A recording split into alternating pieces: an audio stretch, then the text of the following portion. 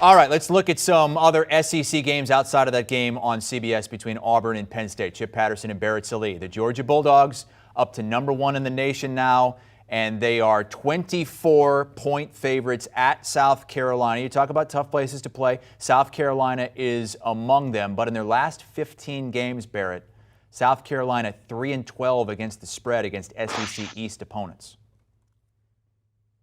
Not great. Not great at all. Weird things happen with Georgia and South Carolina in Williams-Brice. I don't think anything weird's going to happen in this game. With that said, I'll take South Carolina and I'll grab those points because, look, Shane Beamer and the Georgia staff, they go back a long way. I don't think Georgia's going to want to run it up on Shane Beamer and the Gamecocks. And I think more importantly for Georgia, they want to get out of there healthy. And because of that, they're going to call off the dogs. They did it last week against Stanford. They're going to do it this week against South Carolina. I think in this game, the biggest difference between Georgia and South Carolina is the quarterback position.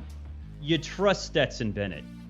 I don't know how anybody trusts Spencer Rattler after what we've seen through 2 games. I think it's clear that he was a product of the talent around him at Oklahoma. At South Carolina, he just doesn't have that. Sure, Marshawn Lloyd's pretty good at running back, but not enough to take the pressure off of Rattler deep downfield. So I do think Georgia wins. I do think they cover. This might be an opportunity for South Carolina to slide in that back door. But if you're telling me that 3 touchdowns cashes for South Carolina, I'll take it.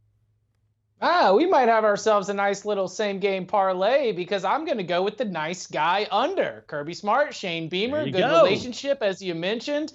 I don't think that they've got any plans of going in there and putting like a 50 on the board. I do think that maintaining health and being able to have this be a nice and tidy, 3-hour game is a part of the game plan. And I also think there is not much of a chance that South Carolina scores.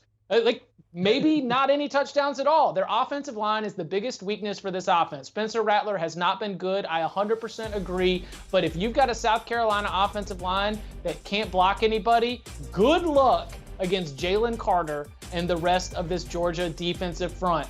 I just think that is an aspect of this game that is going to become very problematic very early on. The kind of game where you can realize midway through the second quarter that South Carolina doesn't stand a chance, and then we're just going to be doing the old sim to end selection from the pause menu. We want to get out of there healthy. We don't want to get anybody hurt. And so this ends up being a low-scoring, lopsided Georgia win. I'm going under the total. Do you want a sports network that delivers everything that matters about the game? The highlights, the picks, the instant analysis, no yelling, no fake debates, no politics.